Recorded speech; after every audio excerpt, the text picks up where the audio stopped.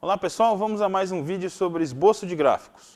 Esboce o gráfico da função y igual a x tangente de x, com x pertencente a um intervalo aberto de menos π sobre 2 até π sobre 2.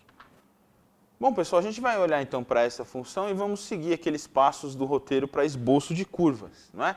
Nós temos aqui uma restrição no domínio dessa função, nós vamos obedecer então o que o exercício pede, vamos nos ater apenas a esse intervalo de x e, portanto, nesse intervalo é o domínio da função em que nós vamos trabalhar.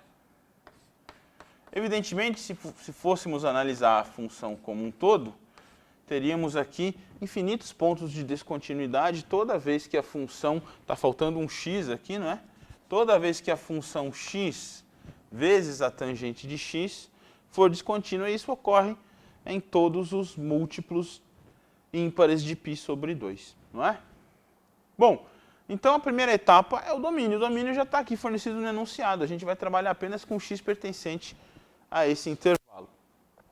Se a gente for buscar os interceptos agora, com os eixos coordenados, a gente vai perceber o seguinte: eu vou tentar calcular o f de 0, que está no intervalo aqui de interesse. F de 0 é o intercepto com o eixo y, não é? Então f de 0 vai ser 0 vezes a tangente de 0.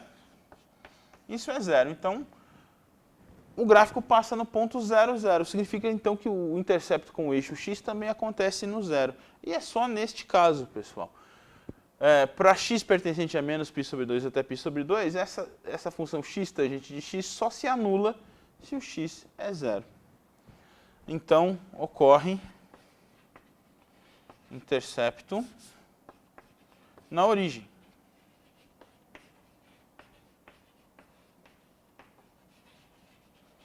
Então, volto a frisar, existem outros pontos onde essa função, o gráfico dessa função vai cruzar o eixo x? Sim, existem, infinitos deles, aliás.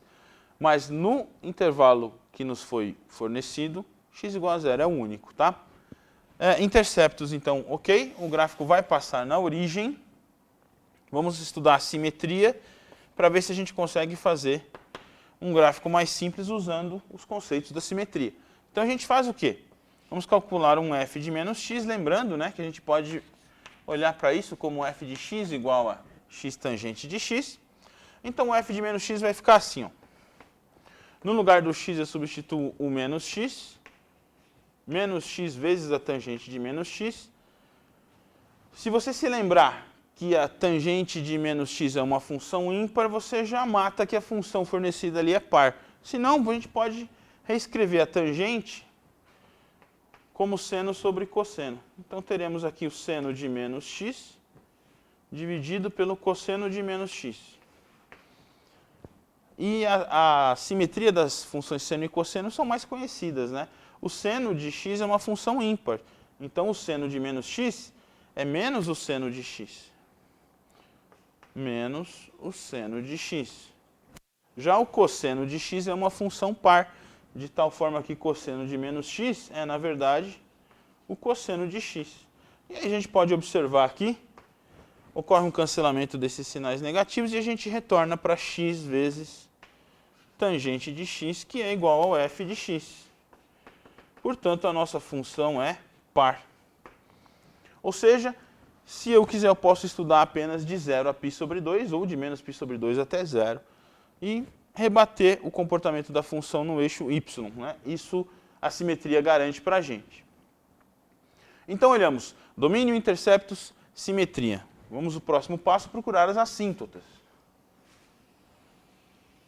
Nesse caso em específico, pessoal, a gente não vai precisar se preocupar com as assíntotas oblíquas e nem com as assíntotas horizontais, que são um caso particular das assíntotas oblíquas.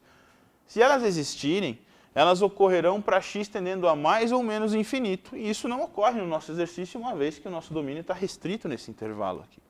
Então, no intervalo fornecido para x, né, no intervalo menos π sobre 2 até π sobre 2, não há assíntotas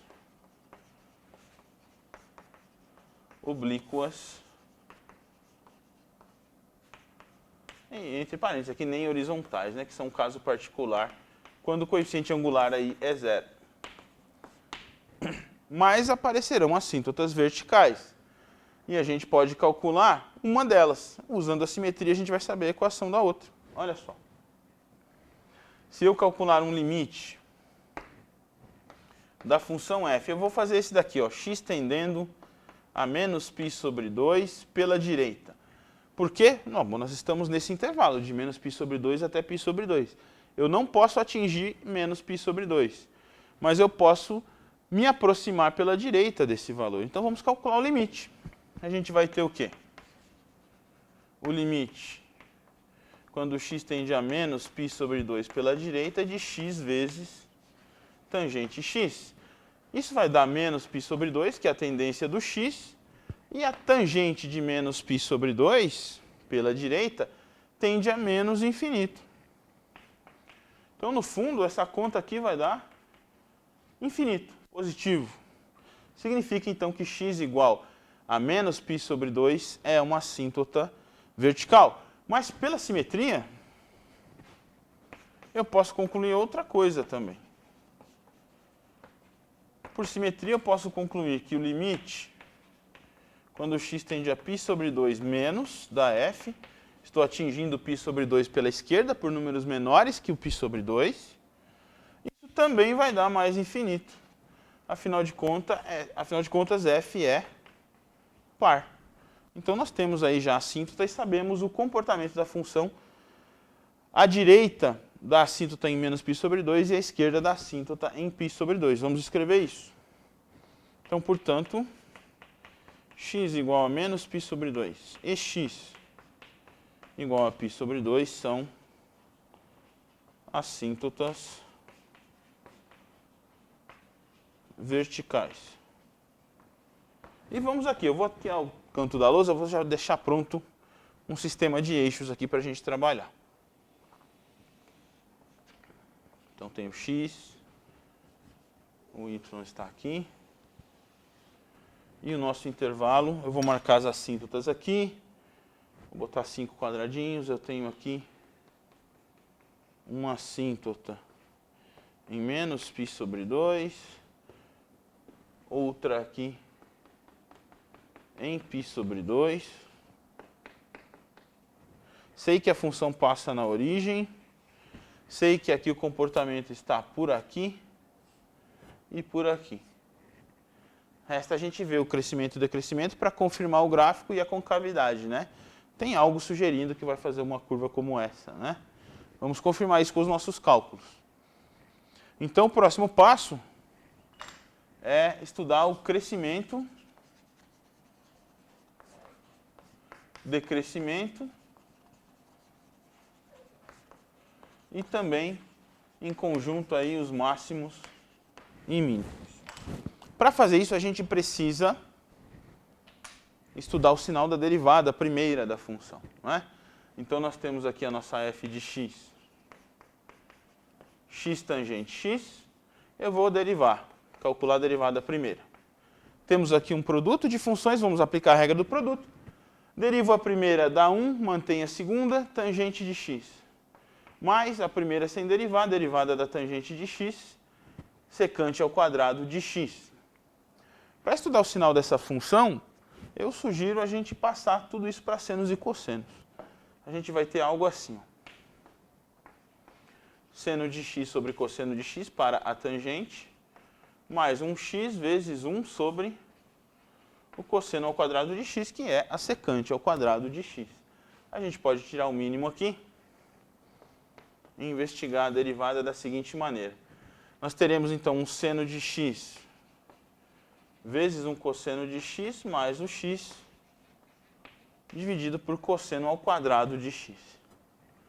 E essa expressão é válida para todo x pertencente ao intervalo de menos π sobre 2 até π sobre 2.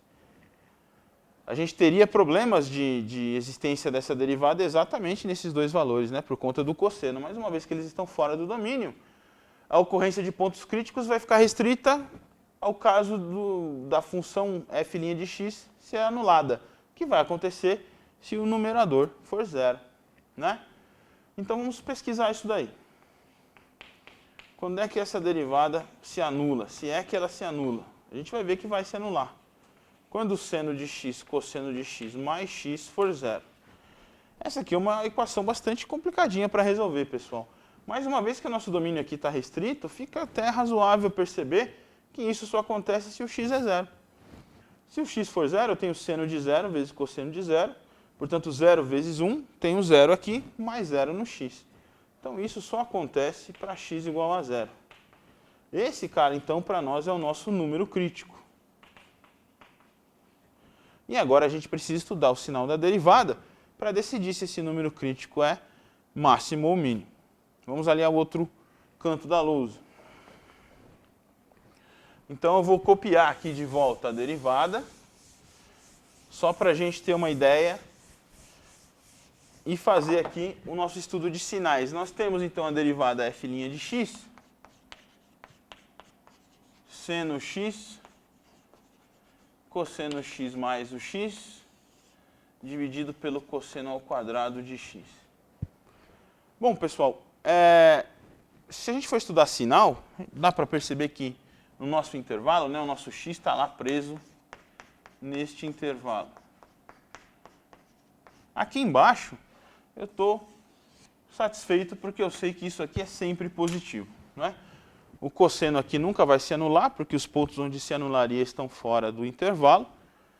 E mesmo que o cosseno troque de sinal, e nesse caso nem isso ocorre, né, porque eu estou nos quadrantes 4 e 1, o cosseno é positivo, ao quadrado continua positivo. Então, o sinal da derivada vai acompanhar o sinal do denominador. Seno x, cosseno x, mais o x. Então, a gente precisa analisar esse sinal. Lembrando, então, que a gente vai ter aqui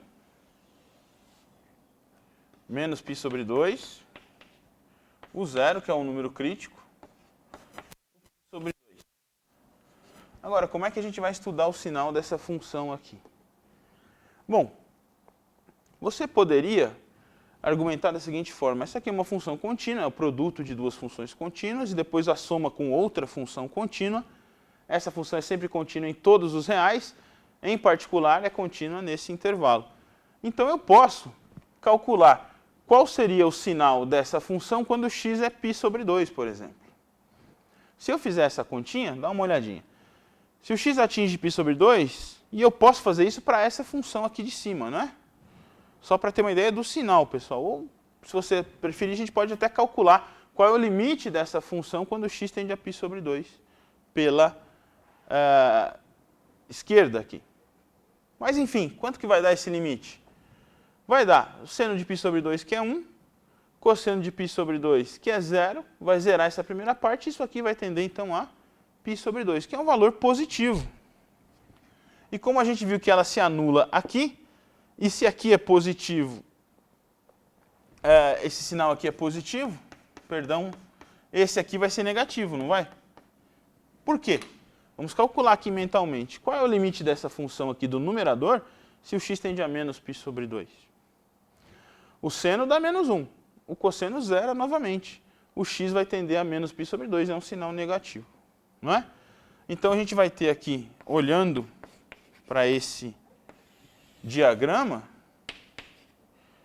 que fica bem complicado quando a gente trabalha com funções trigonométricas, né? A gente tem que fazer várias hipóteses, usar os teoremas que a gente conhece, que muitas vezes resolver as equações envolvidas fica complicado. Mas, apenas para frisar novamente o que a gente fez, a gente descobriu que aqui houve a função se anula, né? A função do numerador aqui, o seno de x, cosseno de x mais x. Então eu mentalmente calculei o limite dessa função aqui do numerador, quando o x tende a π sobre 2 pela esquerda, vi que é positivo. Fiz o mesmo aqui, para menos π sobre 2 pela direita, deu negativo. Então eu posso concluir que a função aqui é decrescente e aqui ela é crescente. E eu tenho certeza de que isso está no caminho correto, porque a gente viu que a função é par. Então se aqui, nesse intervalo, está crescendo, nesse tem que decrescer. A simetria garante isso para a gente. Uma vez que o zero pertence ao intervalo e a função é contínua nesse ponto, eu sei que esse cara aqui é um mínimo local. E a gente viu que se o x é 0, o y é 0. Então, 0, 0 no nosso gráfico é um ponto de mínimo local. Então, se a gente voltar lá para o nosso esboço, o que eu vou ter é algo assim. Esse ponto aqui é um mínimo local. Eu sei que é suave assim porque a derivada existe nesse ponto, ela vale 0. Então, parece que o gráfico vai ser esse aqui, pessoal. A gente precisa confirmar fazendo o estudo da concavidade. Se houver alguma troca de concavidade aqui, pode ter alguma coisa diferente por aqui, alguma inflexão, por exemplo. Mas isso não vai se confirmar, vamos ver.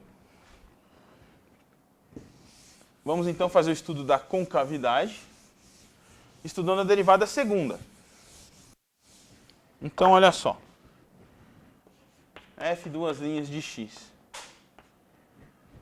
A gente pode fazer o seguinte. Ao invés de pegar essa versão aqui que eu já modifiquei, eu vou pegar a versão antiga da derivada, aquela antes de trocar para senos e cossenos. Então, eu vou voltar aqui. Vamos copiar ela aqui para você se lembrar. F' era tangente de x mais x secante ao quadrado de x. Então, a f duas linhas vai ser a derivada da tangente secante ao quadrado de x. E aqui um produto. Derivo o x dá 1, somo com conserva a segunda da secante ao quadrado, mais conserva a primeira, vou derivar a segunda, regra da cadeia aqui, não é? Secante ao quadrado, a derivada é 2 vezes secante de x vezes a derivada da secante de x, que é secante tangente de x. Você percebe que dá para colocar em evidência 2 vezes secante ao quadrado, que aparece aqui e aparece aqui também. A gente pode escrever, então, que o f duas linhas é 2 vezes a secante ao quadrado de x, vai sobrar, então, 1 mais x vezes a tangente de x. Essa é a expressão da derivada segunda. E a gente pode perceber o seguinte. Esse trecho aqui é sempre positivo no intervalo que nos foi fornecido. Eu tenho 1 sobre cosseno ao quadrado aqui na secante. E o cosseno teria problemas aí de se anular justamente nos pontos menos π sobre 2 e π sobre 2, que não estão no intervalo. Então isso aqui é sempre positivo. E se a gente analisar um pouco com calma aqui, a gente vai perceber que isso aqui também é sempre positivo, jamais vai se anular. Essa derivada segunda é sempre positiva. Por quê? Dá uma olhadinha.